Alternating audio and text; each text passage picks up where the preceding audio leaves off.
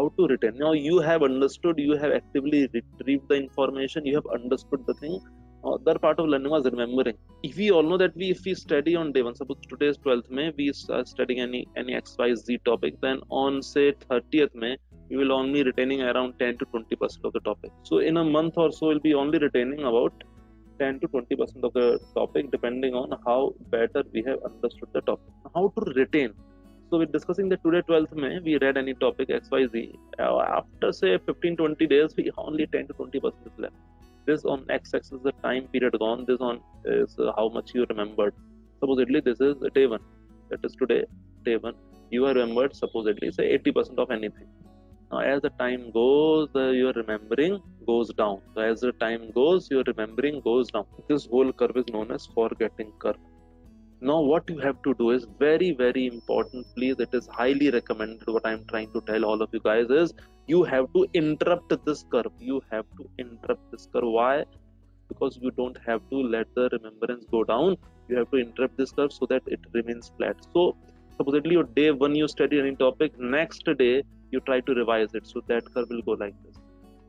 So you to interrupt that curve. Then after 5-6 days, you revise it again. So that curve will go again like. Then after say 15, 20 or 25 days over here, you revise it again. Say after day 25. So that curve will, and slowly you will see that becomes a flat curve. That becomes a flat. Your goal is to make this forgetting curve a flat curve via the technique that is known as spaced repetition. I repeat again this, how to space it. You have to keep on increasing the interval. Suppose you study anything on day 1, revise it on day 2, then stay around 5 or 6 days, then say around 20 days, then say after 2 to 3 months. Increase the interval of revision. You have to make this forgetting curve a flat curve.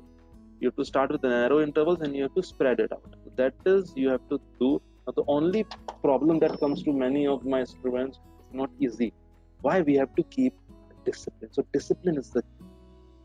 And once you start, I'm telling you my personal experience, once you start doing this, you are obsessed.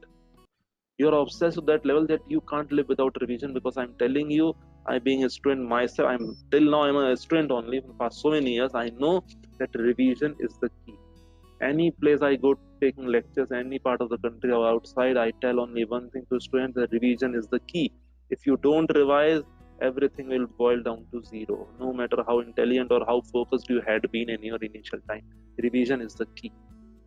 Revision is the key. Spaced repetition. You have to increase the frequency of intervals by which you revise the topic. Therefore, second technique was our spaced repetition. So to spread our intervals, space our intervals.